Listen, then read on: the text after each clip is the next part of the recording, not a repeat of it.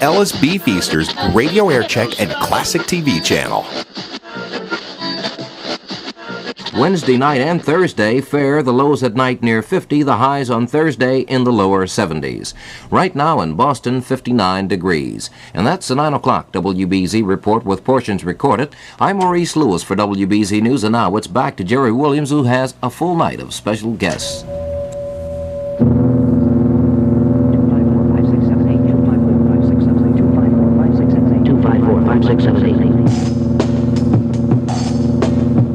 254-5678. Hello, America. Welcome back. This is Jerry Williams, hour number 2. Day number 2 in the celebration of WBZ's 50th anniversary in radio. September 20th, 1921. And during this week, we'll be talking to all the stars who made radio so great. We've already talked to Jerry Colonna, Jimmy Wallington, Don Wilson, Rudy Valley, Red Barber, Herb Morrison, Bill Stern, Jackson Beck. And tonight, if you tuned in at 8:05, the great Gildersleeve, Hal Perry, Jack McCarthy, who played the Green Hornet, and Santos Ortega, who played 1,000,001 different roles in those great days of radio. And in a moment... Say, kids, what time is it?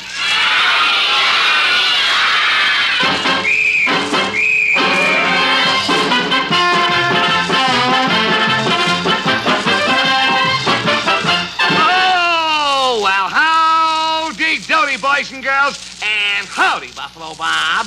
Well, howdy, Mr. Doody. And boys and girls here in the Peanut Gallery and kids at home, let's go!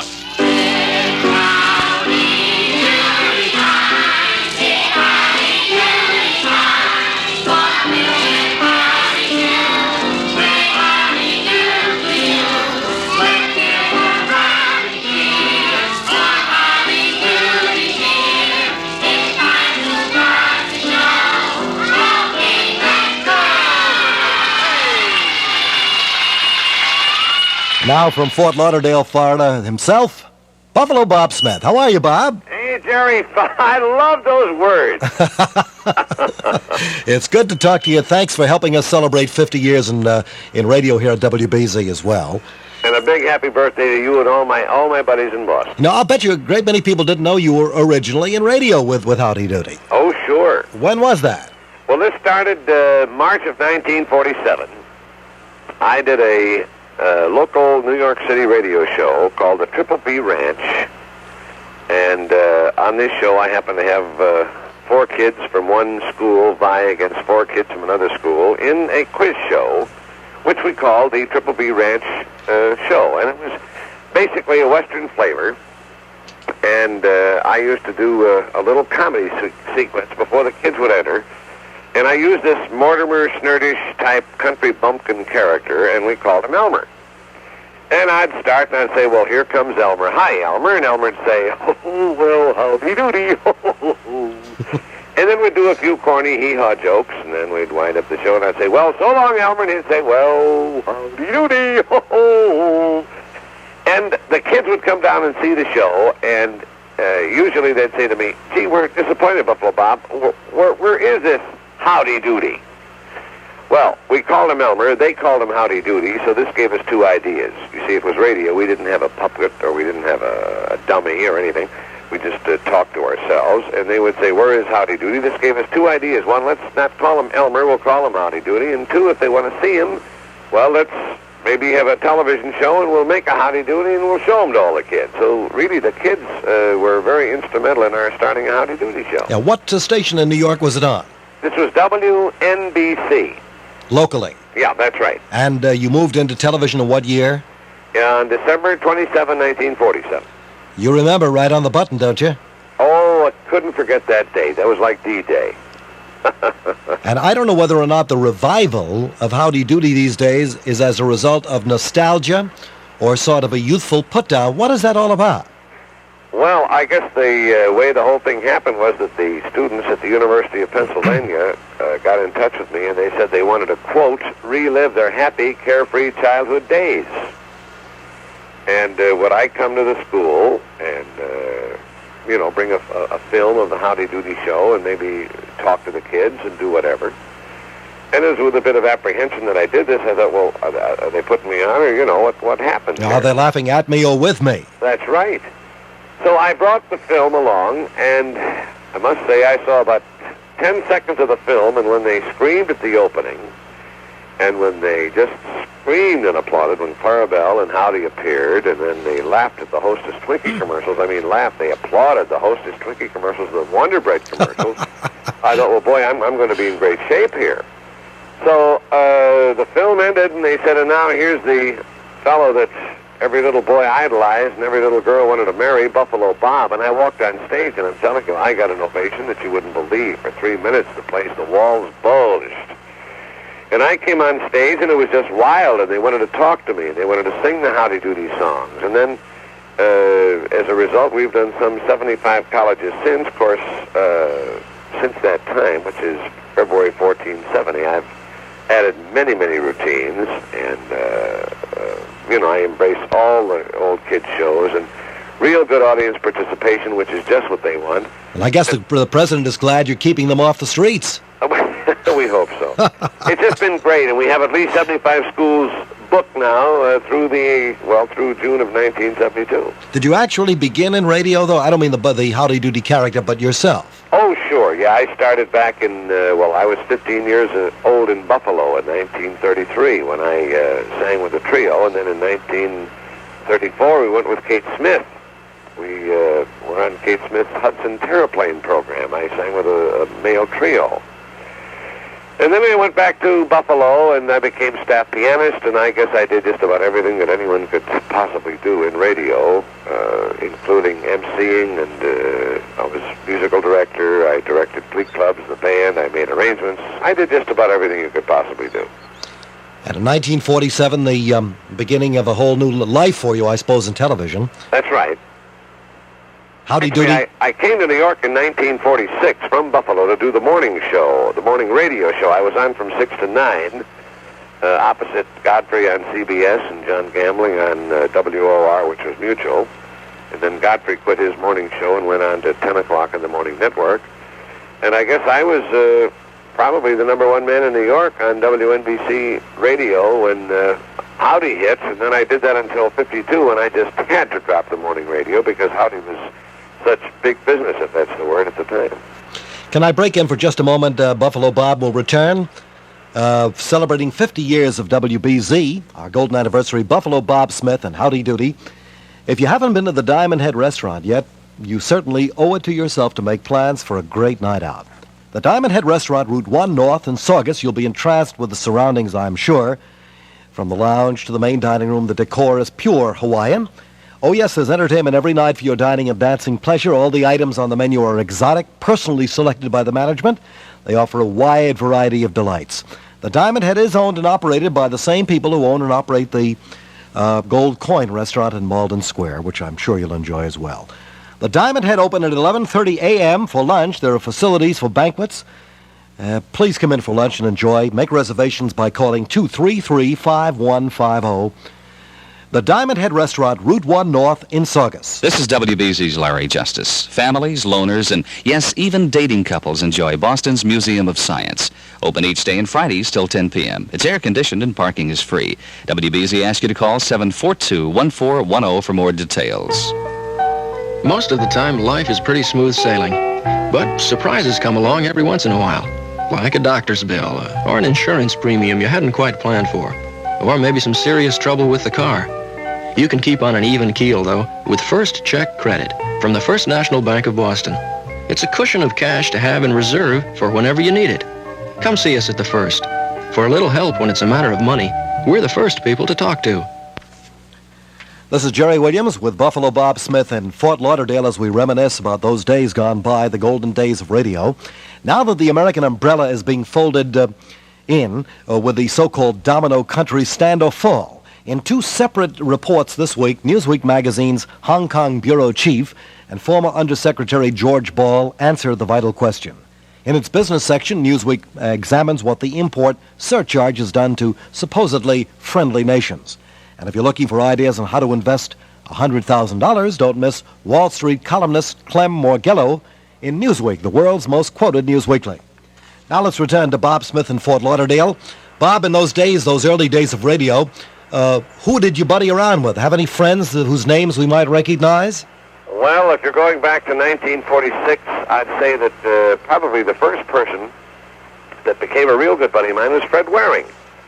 Fred was on the air every morning from 11 until 11:30, and Fred had a vacation early in 47, and I had the big thrill of emceeing his entire show, the Fred Waring Pennsylvanians, for a whole week. This is really the biggest thrill of my life. I remember that was a great radio program. Just the best. And was it Sunday night or... No, it was not Sunday night. He was on from 11 until 11:30 in the morning, back in 46. Right, and I remember he had a 15-minute program as well. That's right. I'm trying to recall when that was. Was it around the Perry Como hour? Exactly. This was, I would say, like 40, 41, 42, sponsored by Chesterfield. Right. Gee, that was from 7 to 7:15 every night. That was a great radio program. Only the best. Yeah, Fred knew only one word. That was quality. And I did his show in 47 for a week from 11 till 11:30 in the morning. You said the Kate Smith show. Did you meet Kate and know her? Oh, very well, yes. Now you're going back to 1935. When She really has withstood the test of time, hasn't she? Yeah, she's just great. And she still sings like a tremendous God-given voice. One of the pioneers in radio as well. And one of the best, yeah, that's right. Any others? Well, I guess my next real close friend was Bert Parks. Bert and I used to, play golf together. Then Perry Como became a real good buddy of mine. Perry and I played a lot of golf together.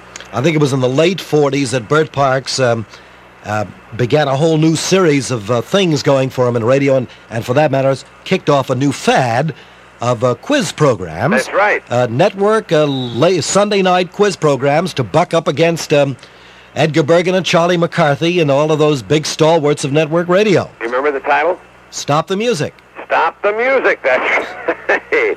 Stop the Music was a mild sensation. That's right. Well, yeah, then it was, I guess, Perry, whom I next met, and Perry and I were pretty good golfing buddies for a long time. And then, you get to meet everybody, but one's on the coast and one's here, and you go back there, and you're so busy trying to do your own show, and you don't just get too much chance to socialize as much as you'd like to, but it's been a delightful career, I must say. Are you enjoying this renaissance? Oh, this is the greatest thing, Jerry, that's ever happened to me, believe me. I know that you more fun than I've ever had, because you get to a school, and the kids are so great. They meet you at the plane usually, and they take you in the car, and they drive you to campus and ask you questions about the flubba-dub and dilly-dally and Mr. Bluster, and they want to know how we get the ID, and very much the same questions you've asked so far. But then, we usually go out and have a bite to eat, and then get to the school and do a show. And it's so much fun. You don't have to worry about rehearsal or other cast members forgetting their lines or lighting or anything. You just go out there and have a big house party with the kids on the campus, and it's wild. It's just great. They love it. They have a great part. They don't actually, none of us realize the integral part of the kids' lives, television and shows like Howdy Doody were. Yeah, is Howdy Doody going to reappear in any fashion, in any way on network TV? Well, it looks like about a year from now, we just might all see Howdy and Buffalo Bob and Dilly Dally and Mr. Bluster and the whole gang right back on television. No kidding. Yeah, only through this college revival, if that's the word, or the resurgence of Buffalo Bob and Howdy Doody. It looks real good, Jerry. There have been a lot of complaints about kids' television these days. Yeah. I've been reading critiques on Sesame Street, which make some sense, and other fashions they don't make any sense. So I'm a bit confused by it all. Since you were in the forefront of kids' TV for such a long period of time, what about all of this criticism?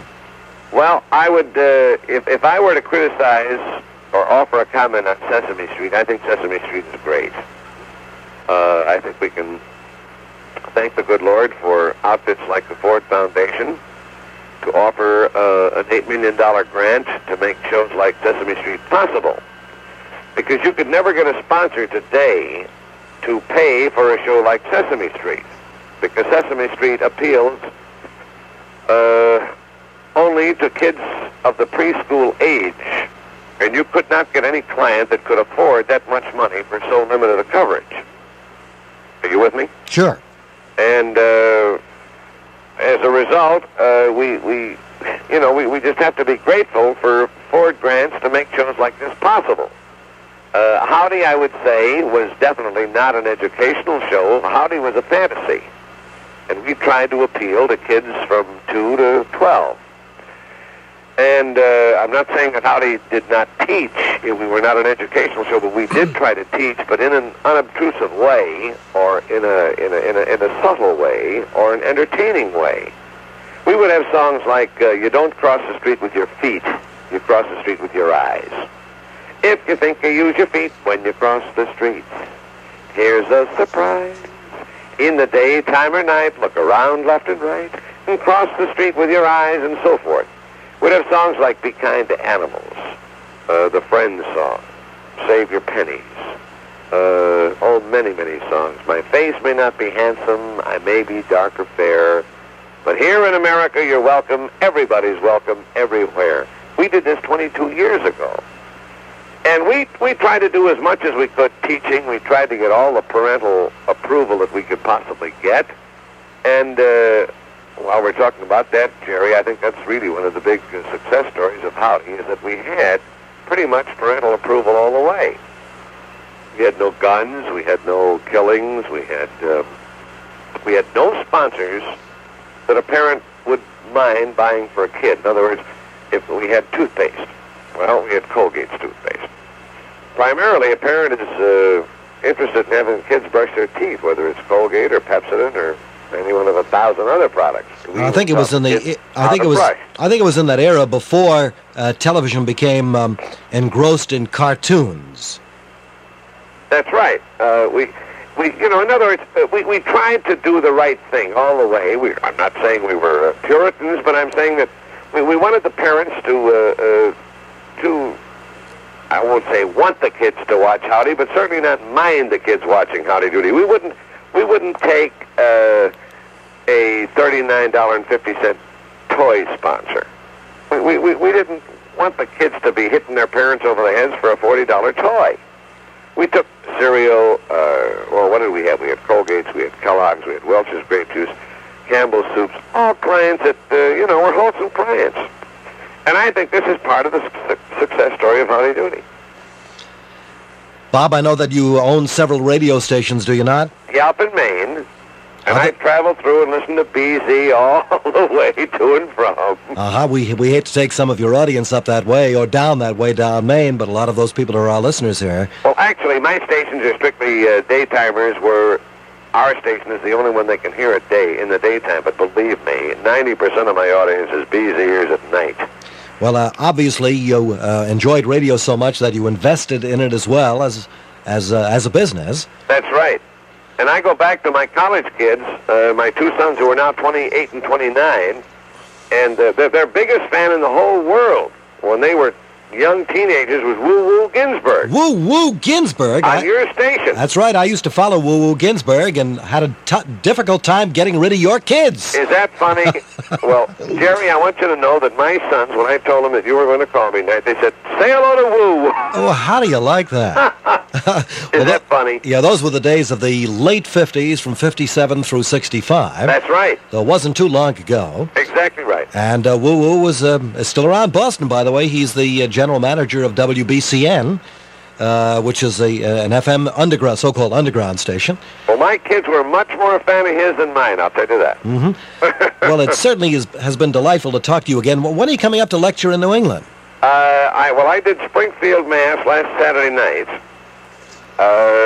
Is that near you? Yes, it is, fairly near. The station, by the way, is down in Springfield at the big exposition all week long, celebrating the 50th, and I'm the only one back here. Is that something? That's right. I'm doing Lewis and Clark College in Portland this Saturday, and I'm doing University of Tennessee on the 30th, Catawba College in Carolina on the October 1. And then I'm doing West Point, Wisconsin State, Ohio State, Princeton, Dartmouth, West Point, Villanova, Auburn. I'm just all over the country from here in. Now, you sound like a football team. Is that something? It's just been more fun, really, Jerry, than anything I've ever done in my life. What are you doing in Fort Lauderdale? Living. This is our residence. That's where you live. And I'm here when school is out. I'm here from September through May. I spoke to Red Barber from Fort Lauderdale last night. Oh, great. Good friend of mine. Red Barber and Bill Stern, Rudy Valley and Don Wilson and Jimmy Wallington and Jerry Colonna. You're in good company. Is that great? Fascinating. Yeah, then I'm in Maine usually June, July, and August. And I'm way up. I'm about 100 miles northeast of Bangor in a little town called Calais. And I'm in Calais and Millinocket and Holton. Those are the three stations where I'm in Maine. Well, but it's delightful, Jerry. Thank you very much. Our 50th anniversary certainly wouldn't be complete without you. And we do appreciate it. And Woo Ginsburg has one thing to say. Woo! Jerry, thanks so much. Incidentally, that would be a great character for your new television show upcoming. Fantastic. Thank you very much, Bob. It's been a pleasure. Jerry, next time in town, I'll be in touch. Good. Thank you very much. Thank you, Jerry. Bye-bye. Buffalo Bob Smith, celebrating WBZ's golden anniversary and Howdy Doody as well. Have you the time now for a free 16-page book that could change your life? This one is called How to Successfully Invest in Real Estate, the publisher Prentice Hall. Take the time to read 16 pages, and you will learn how to make money buying and selling land. You'll learn the kind of land to look for, how much to pay. The book explains the long-range prospects for undeveloped land, where the population is going. How to Successfully Invest in Real Estate tells you the tax advantages in owning land. How leverage lets you buy land for a minimum monthly investment. This free book is a complete guide to buying land. It's a book for anyone who wants and likes money. Get your copy of How to Successfully Invest in Real Estate free from Horizon Corporation today by writing WBZ Boston 02134, or better still, right now, call 235-7590 for a free book. Call collect if you live out of town. The phone number again is 235-7590.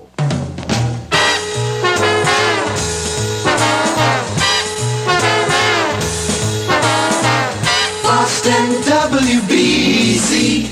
The Spirit of New England, WBZ and WBZ FM Boston Group W Westinghouse Broadcasting. Jerry Williams here with our 50th anniversary week. It's a fantastic week for us.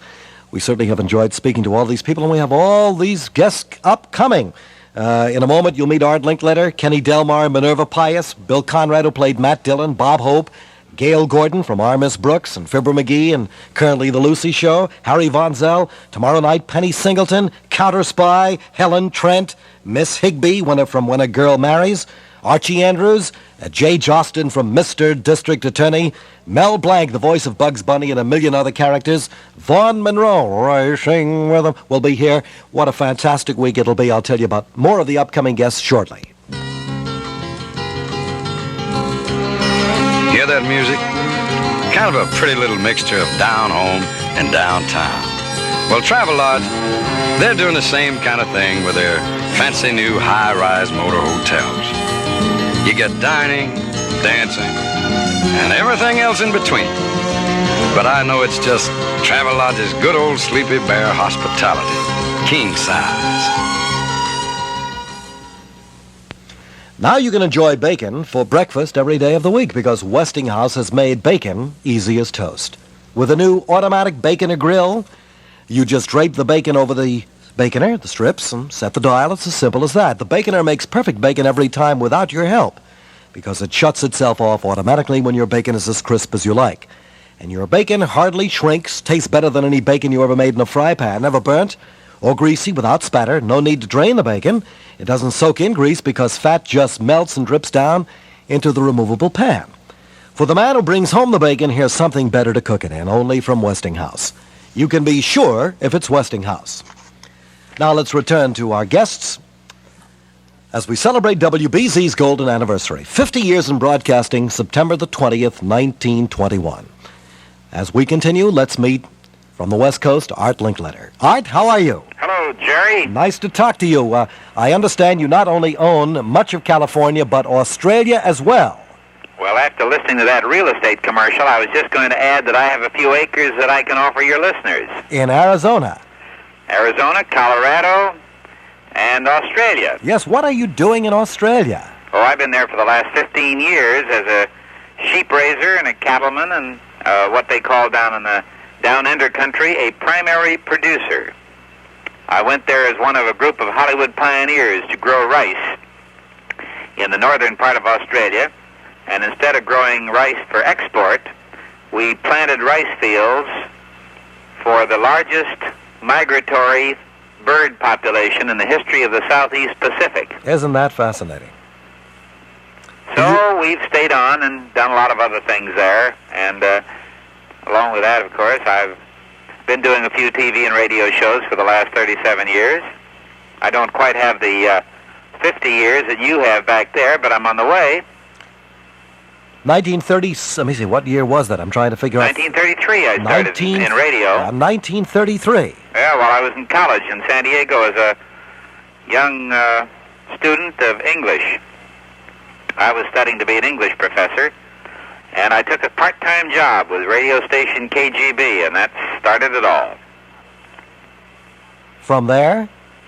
From there, I went to Dallas, Texas as the radio director of the Texas World's Fair, and from there to San Francisco for the World's Fair there.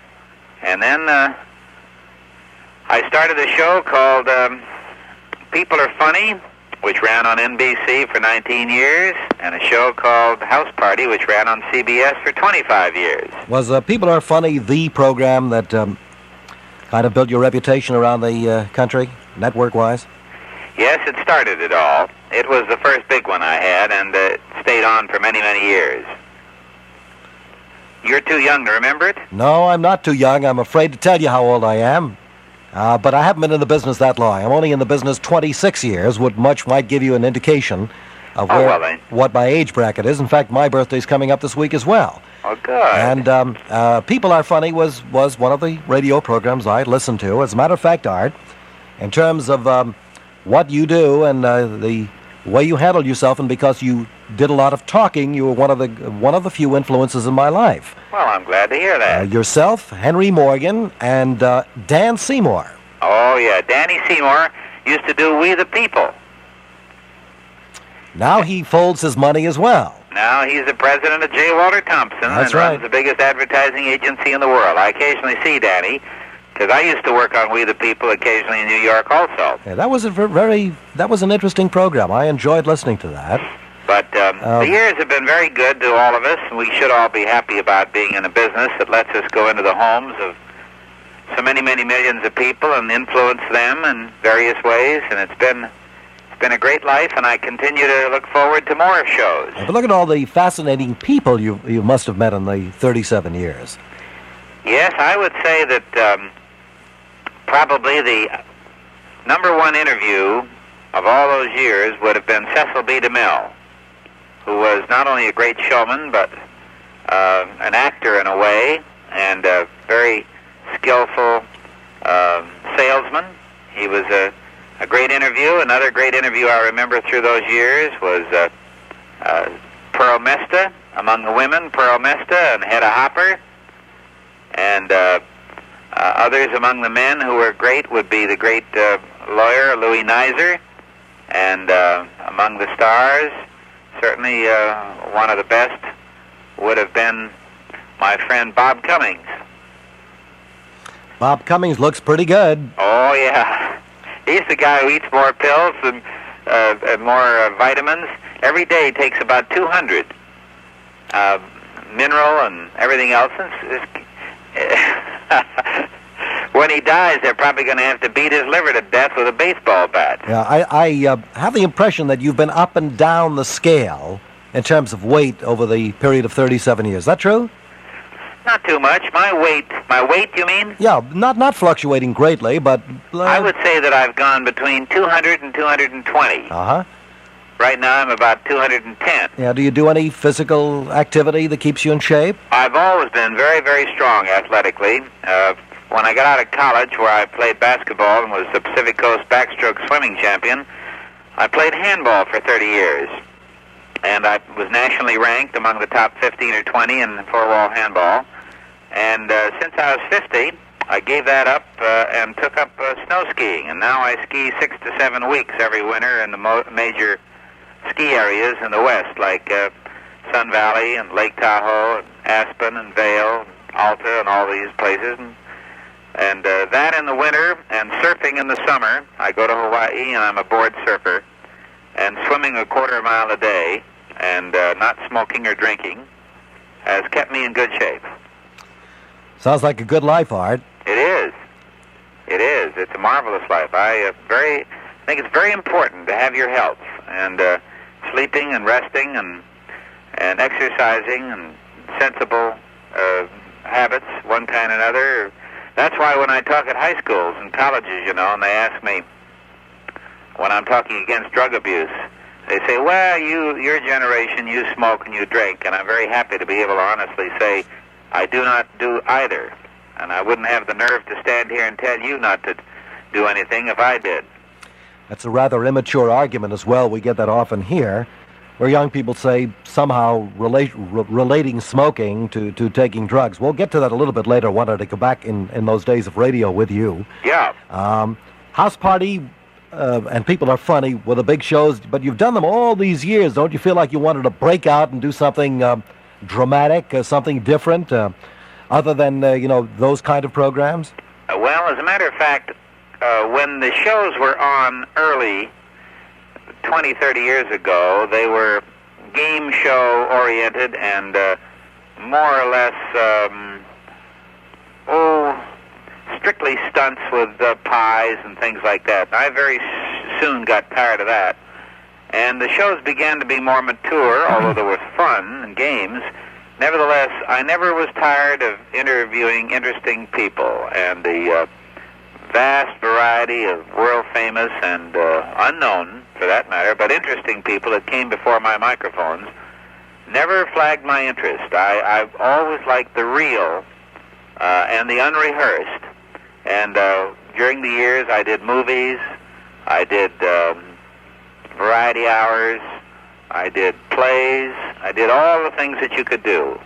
And I never found 1/5 of the enjoyment in doing a rehearsed, set-up, artificial show of any kind that I did in the rough and tumble of ad-lib. And so, as the years went by, I never tired of the variety and the amazement and the surprise that you find in real human beings in ad-lib, unrehearsed shows. On local radio, I've been on local radio for these 26 years and some television, and in the last 20 years, I've been talking to people, pardon me, I've been talking to people for 3 to 4 hours daily. No music, Art, no bands, but 3 to 4 hours every night on issues with different personalities. And it's been a superhuman kind of effort on my part. I enjoy it, but it's been an education as well. I wouldn't give it up for anything. And don't you agree that you never cease being surprised at what people will say? No, listen, we never run out. Around here, we just never run out of things to talk about. If it's not one thing, it's another. It goes on from Attica to drug abuse to simply every issue in the world. And it's good to talk to the people. Again, it's been a PhD sort of education for me. Well, I would imagine.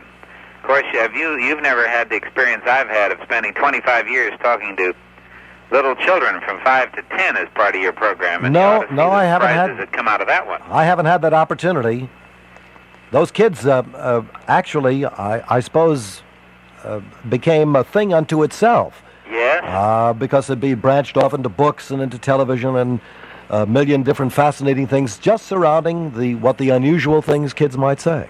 That's right. I've had probably 7 books out about it, and my most recent book, as a matter of fact, is Dear Mr. President, spelled D-E-R-E, because they're the letters to President Nixon that I got from him at the White House, from the youngsters who wrote to the White House. And so I'm still mining that beautiful vein of gold, and it's becoming a very big seller just out.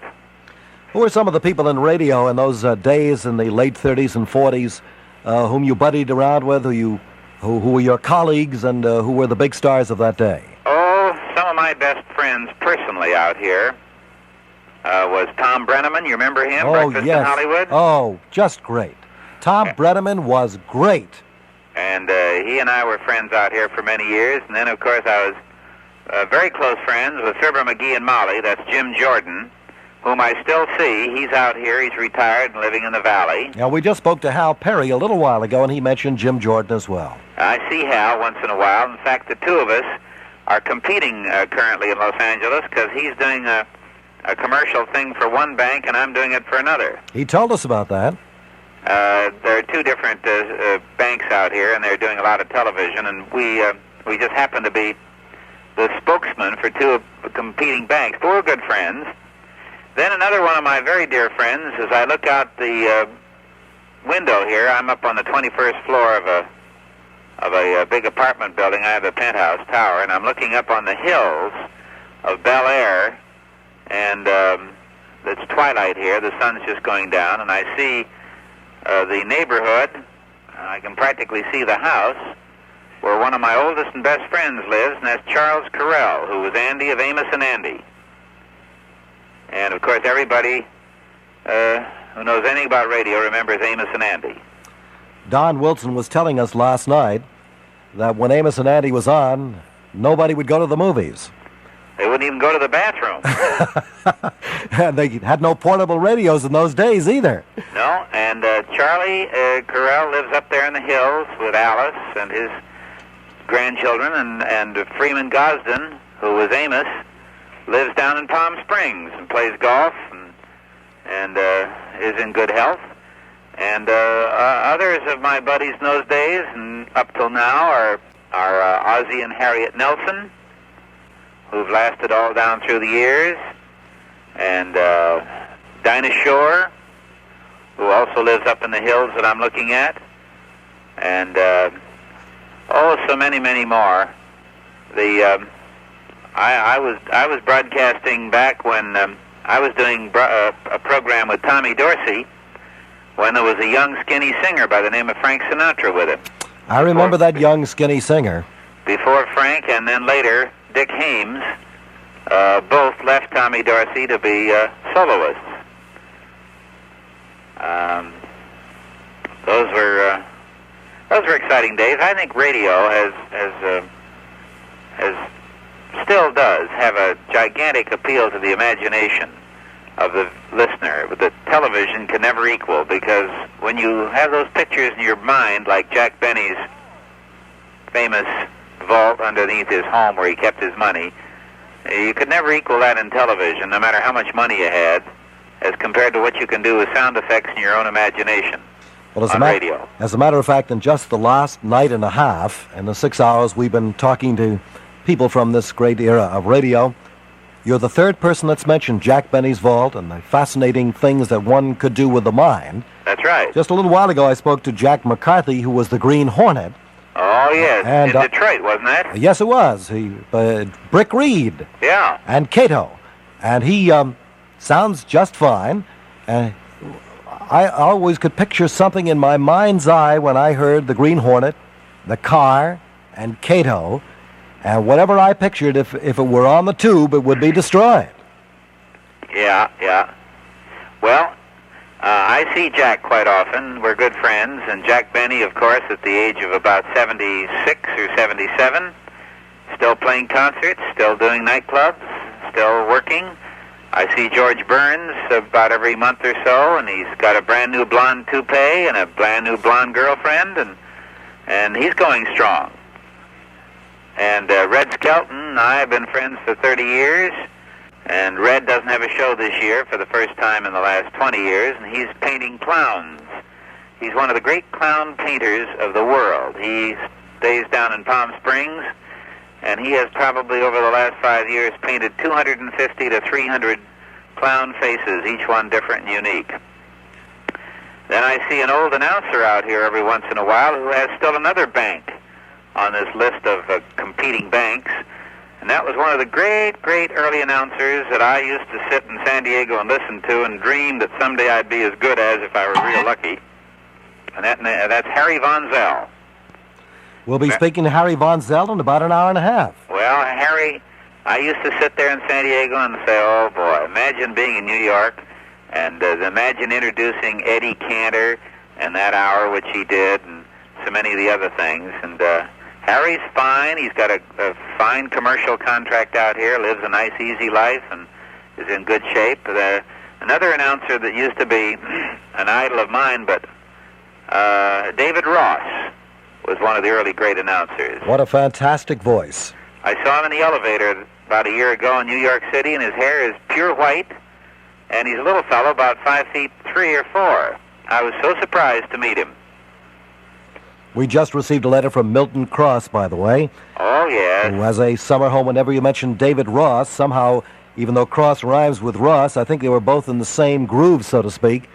They had a distinction of voice that one could spot a mile away. Yes. Must be lots of fun to chat with all these people. You've got what do you got? Over the whole month, you got several hundred. I don't know if it's going to be that many. It's just the entire week we have. Last night, Jerry. 1 week. Yeah, Jerry Colonna, Jimmy Wallington, Don Wilson, Rudy Valley, Red Barber, Bill Stern. Have you had Rudy Valley on Yes, yet? we did. Couldn't stop him. He was talking about naming a street Rudy Valley Lane or something. Yeah. That was a big piece of news out here. And we've got a tremendous colony out here. The other day they gave me some kind of an award out at what they call the Pacific Pioneers Luncheon in San Fernando Valley at the Sportsman's Lodge, and it was an old carbon microphone inscribed because I've been in the business so long.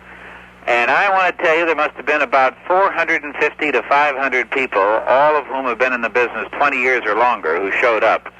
And you never heard so much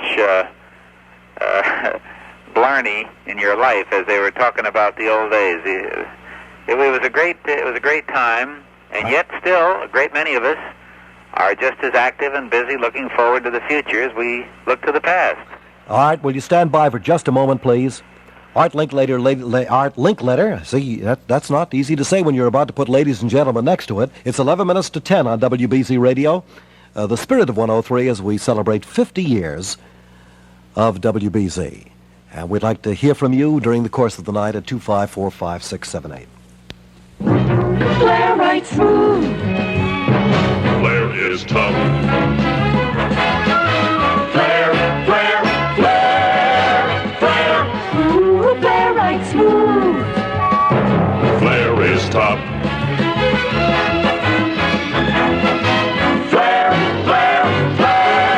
Get into show business with Flair, the pen that shows exactly how you feel. Because Flair comes filled with more than ink. Flair comes filled with love, joy, happiness, fun. Old-fashioned pens write words. Flair writes feelings. Flair, now playing at your favorite store with a cast of 12 emotionally involved colors. Ooh, Flair right smooth. Flair is tough.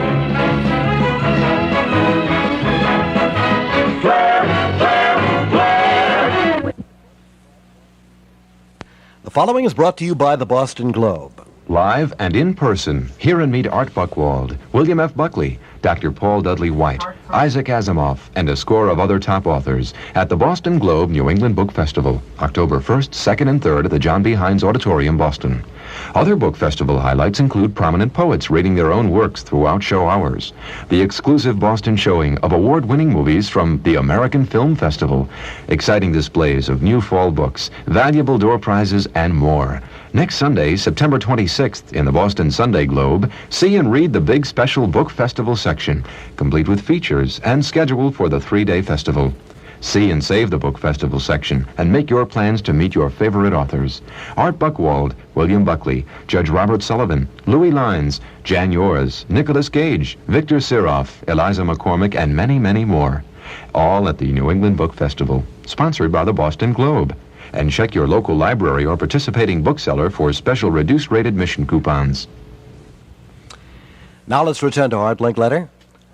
Hello, Jerry. Art, I have 3 little girls, 12, 10, and 7. And if I had to endure the tragedy that took place in your life, I really don't know if I could have survived it. Please tell us about it, and tell us how you made it through. Well, in the last 2 years, Jerry, I have traveled all over this country learning about the drug abuse problem because I felt that my own experience could help save other kids like your own little girls. And as a result of this, I have, I suppose, become more or less of a crusading figure in this country against drug abuse. I've become an expert on experts, and now I talk to audiences on the average of about 8 or 10 times a month, ranging all the way from first graders in grammar schools to high schools, colleges, town halls, conventions, army bases, and last week in New York City, the United Nations, where I spoke to the ambassadors of all the foreign countries on the subject of the need for worldwide control, because no one country can be strong enough or powerful enough to stand alone in this real plague that is infesting and infecting all mankind.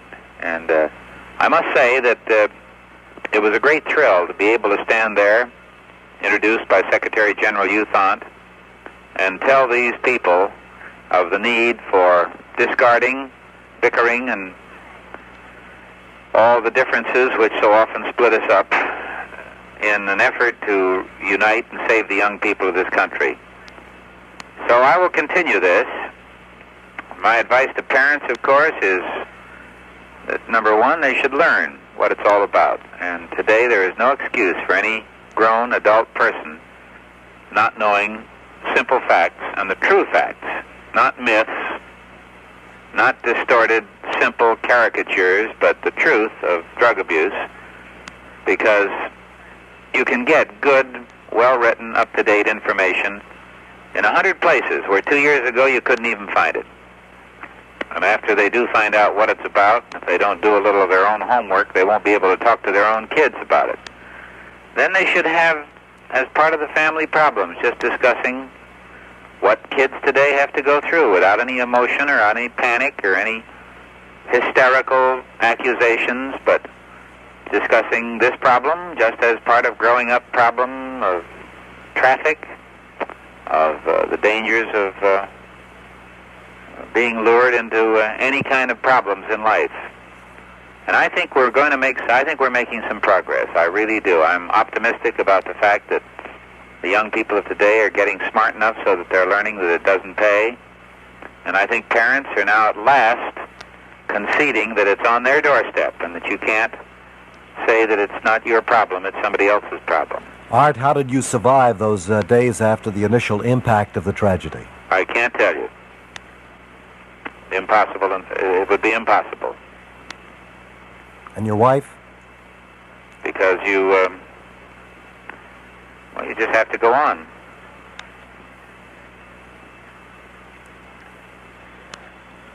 Did you think it could happen to your family? Oh, no. No one does.